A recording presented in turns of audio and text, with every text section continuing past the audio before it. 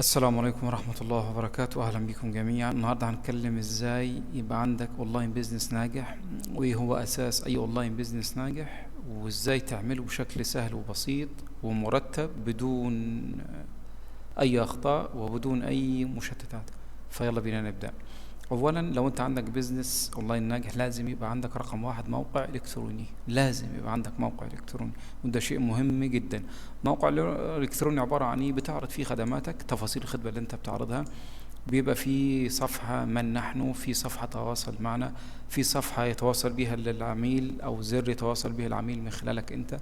والموقع الإلكتروني ده بيعرض أنت إيه وبتبيع مين، إيه اسم الشركة أو اسم البيرسونال براند بتاعك، حتى لو كان بيرسونال براند، وتفاصيل الخدمة بتاعتك أو الخدمات بتاعتك.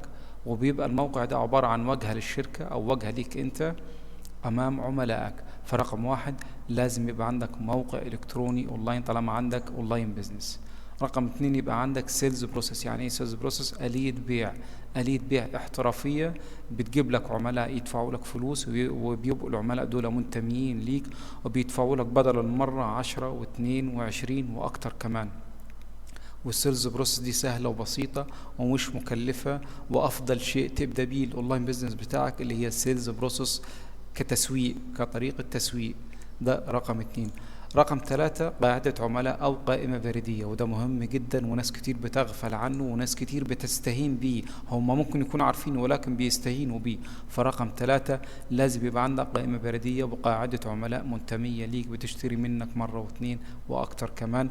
وبالمناسبة، لو أنت عندك قاعدة عملاء أو قائمة بريدية مهتمة بالنيش ماركت بتاعك، مهتمة بالأونلاين بيزنس بتاعك، فأنت عندك بيزنس. لو ما عندكش قائمة بردية أو قاعدة عملاء، فأنت ما عندكش أونلاين بيزنس، وما تنتظرش مبيعات كبيرة، وما تستناش إن أنت تعمل سكيلينج للبيزنس بتاعك، وهيبقى زيك زي المنافسين، وكل اللي أنت بتكسبه بيروح على الإعلانات ومصاريف التسويق وأكتر كمان. فخليني أتكلم معك وأكد عليك، قاعدة العملاء هي أساس البيزنس بتاعك. هي أساس البيزنس بتاعك. الأونلاين بيزنس مش عبارة عن صفحة على الفيسبوك أو أكاونت على الانستجرام عليهم شوية متابعين وده هو أونلاين بيزنس، وتفضل تنزل في المحتوى وتعالى اشتري كذا وتعالى أبيع لك كذا وكلام من ده، وتروح تعمل إعلان رسائل، يعمل لك اللي يعمل لك إعلان، يعمل لك الكول تو أكشن على رسائل، ويجي لك العميل يسألك كلمتين ويمشي يروح لمنافس ثاني وهكذا.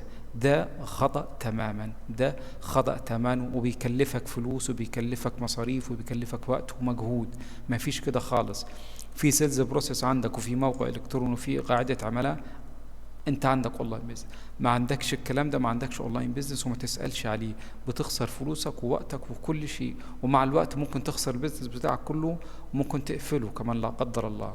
فخلينا نشرحهم واحدة واحدة، واستنى معايا لاخر الفيديو وهتعرف يعني ايه تعمل الكلام ده بمنتهى السهوله. موقع الكتروني يعني تشرح فيه الخدمه بتاعتك ان شاء الله، حتى لو الموقع الالكتروني بتاعك عباره عن صفحه واحده بس مش مشكله، صفحه واحده تشرح فيها الخدمه بتاعتك، ويكون فيها وسيله تواصل، العميل يتواصل معك بس فقط لا غير.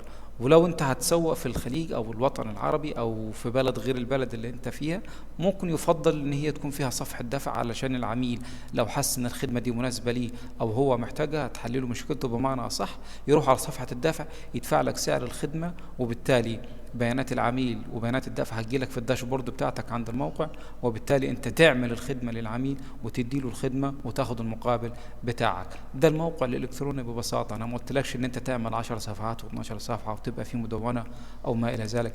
ان شاء الله حتى لو صفحة واحدة بس فيها الخدمة بتاعتك وتفاصيل الخدمة وشرحها بشكل كويس وشكل اقناعي، علشان العميل يقتنع ويشتري منك انت، وتاخد الليد بتاعته. ده اساسي، الاسم والايميل وبيانات العميل وما الى ذلك. رقم اتنين، يبقى عندك سيلز بروسيس. سيلز بروسيس دي لو انت قررت على سبيل المثال انت تعمل اعلانات او تسويق مدفوع، لازم يبقى عندك سيلز بروسيس. ما تخليش حد يعمل لك اعلانات رسائل، ما تقولش للميديا باير تعالى اعمل لي اعلان رسائل والكول تو اكشن تبع العميل يجينا على الرسائل. ما فيش الكلام ده. الكلام ده بيخسرك فلوس وبيخسرك عملاء وبيخسرك وقت ومجهود، وبتبقى شركتك انت مهددة بالفشل. الاعلان لازم يتم ولازم يتربط بسيلز بروسيس احترافية مبيعية من الدرجة الاولى. الكلام ده مش صعب ومش مستحيل، وما تحسوش ان هو معقد. سيلز بروسيس يعني هنبقى نشرحها برضو ونتكلم معاها برضو في فيديو منفصل. يعني ايه سيلز بروسيس؟ سيلز بروسيس يعني آلية بيع. يعني العميل يحصل له ايه من ساعة ما يشوف الاعلان بتاعك لحد ما يتحول ان هو عميل بيدفع لك فلوس مرة واثنين وعشرة وعشرين. دي السيلز بروسيس، ده اللي بيعمله لك السيلز بروسيس بمنتهى البساطة. السيلز بروسيس بيشتغل في صالحك مش في صالح الاعلانات، بيقلل لك تكاليف الاعلانات وبيخفض مصاريف التسويق عليك. فالسيلز بروسيس ده مهم جدا ليك، واتمنى لما انت تختار تعمل اعلانات تختار حد فاهم اعلانات، مش لمجرد ان هو عمل لك اعلان على الفيسبوك تعالى اعمل لك اعلانك تروح متعاقد معه وتتكلمه وتقول له تعالى اعمل لي اعلانات. لا، شوف الريفيو بتاعه وشوف ان هو خبرة فعلا ولا لا، لان عمل الاعلان سهل، ولكن السيلز بروسيس هي اللي مش سهل، او اقناع العميل هو اللي مش سهل، تكلفة الحصول على العميل مش سهلة. فلو انت معتقد ان هو البيع عبارة عن الحصول على مبيعة من العميل ويمشي، فده كده خطأ تماما وحضرتك مخطئ. فلازم يبقى عندك سيلز بروسيس. انا طولت فيها ولكن بأكد عليها، السيلز بروسيس مهم جدا جدا جدا في البيزنس بتاعك. رقم 3 قاعدة العملاء، برضو احنا اتكلمنا فيها وهنتكلم فيها تاني برضو في فيديوهات منفصلة.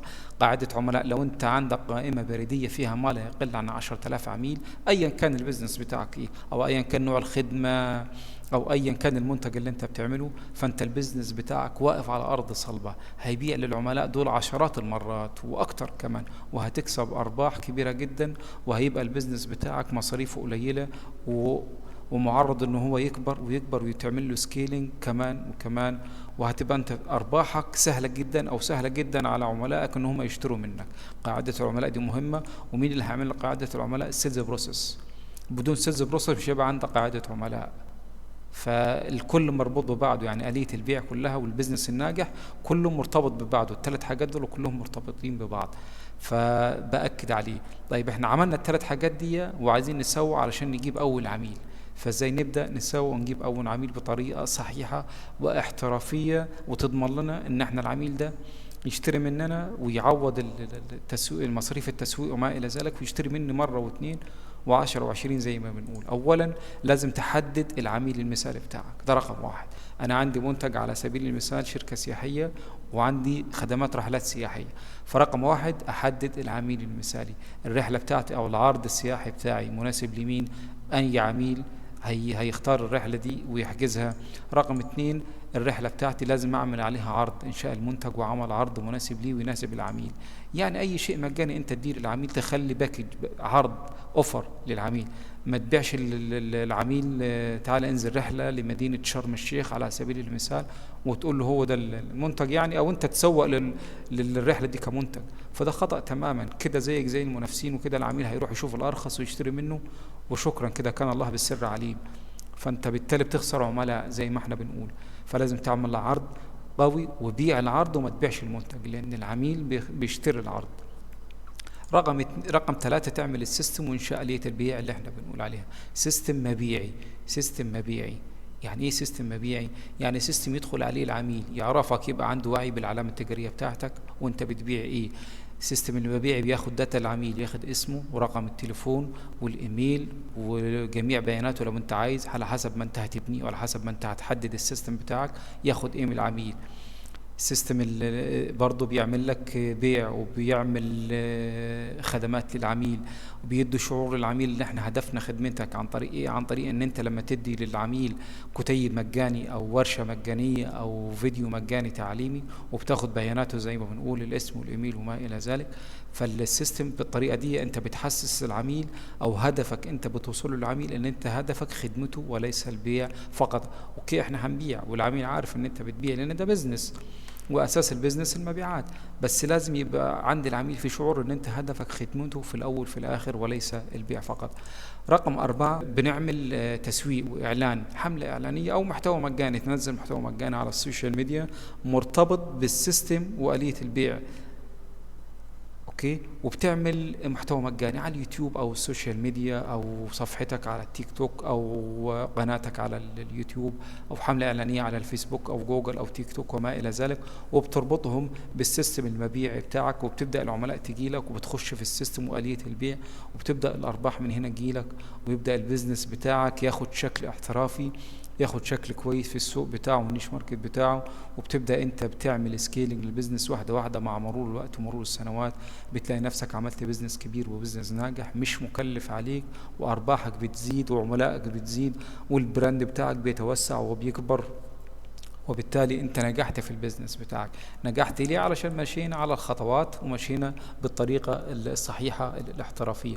بشوف ناس كتير معتقدة ان الاونلاين بيزنس عبارة عن صفحة فيسبوك او اكاونت على الانستجرام وعليهم شوية متابعين، ده كده في اعتقاده انه هو عنده اونلاين بيزنس، وده خطأ تماما. المتابعين دول مش عملاء.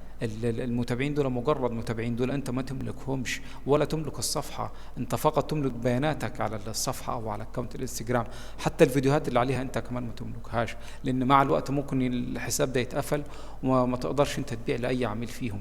الخوارزميات ذات نفسها بتتغير مع الوقت، وصول المحتوى ما بيوصلش لنفس العملاء. فبالتالي انت الاونلاين بيزنس بتاعك مش معتمد على صفحات السوشيال ميديا. الاونلاين بيزنس زي ما بنحكي موقع الكتروني، سيلز بروسيس، قاعدة عملاء او قائمة بريدية.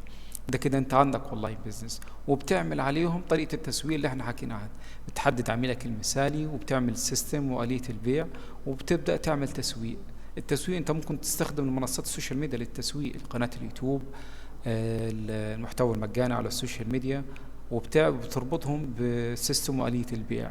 بس يعني الفكرة سهلة وبسيطة. أتمنى تكون الصورة وضحت والفكرة اتضحت. ولو عندك أي سؤال سيبونا في الكومنتات.